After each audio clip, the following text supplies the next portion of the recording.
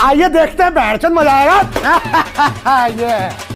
ये बीवर इतना ज्यादा टैलेंटेड है कि जमीन के नीचे से ही बतख की पूरी फसल गायब कर देता है। डरने से क्या फायदा, खत्म। यहाँ तक कि पोस्टर का शलगम भी नहीं छोड़ता। फिर भाई साहब प्याज की फसल पर अटैक करता है,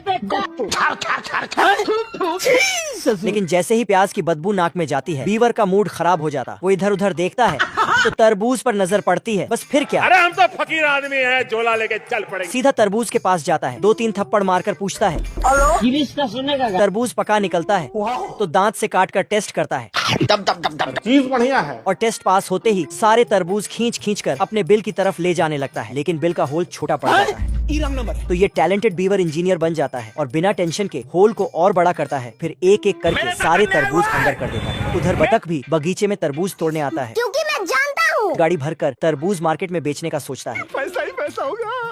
लेकिन उससे पहले ही बीवर ट्रेन की तरह छुक छुक करते हुए सारे तरबूज अपने बिल में घसीट चुका होता है। भाई यहाँ पे क्या? बतख बीवर को धमकी देता है, साले भिखारी, चल निकल यहाँ से। तो इसकी बात सुनकर बीवर तू रोकेगा मेरे को? चल जा, रोक ले बेटा। इतना कहकर ये साला वापस से सब तरबूज बिल में भरने लगता है। बाप रे।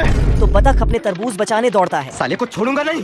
लेकिन बेचारे के हाथ बीवर का झूठा और आधा चबाया हुआ तरबूज लगता है। बतख गुस्से में दूसरा तरबूज बाहर खींचता है, फिर तीसरा, लेकिन हर तरबूज अंदर से खाली होता है। चीटिंग करता है तू। भाई यहाँ पे क्या हो रहा है? जैसे ही ये आखिरी तरबूज बाहर खींचता है बीवर की हालत खराब हो जाता है।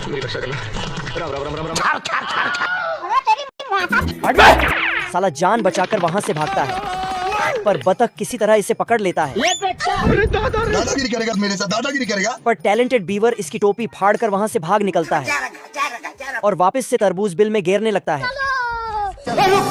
बतख उसे रोकने की कोशिश करता है, खत्म। लेकिन साला खुद फिसल कर बिल में गिर जाता है। इतने में ये बाहर आता है और साले को चारों तरफ से बांधकर अकड़ से बोलता है, मैं नहीं डरता। फिर इसकी बची हुई फसल भी एक एक कर निपटा देता है। खत्म हो गया भैया मैटर।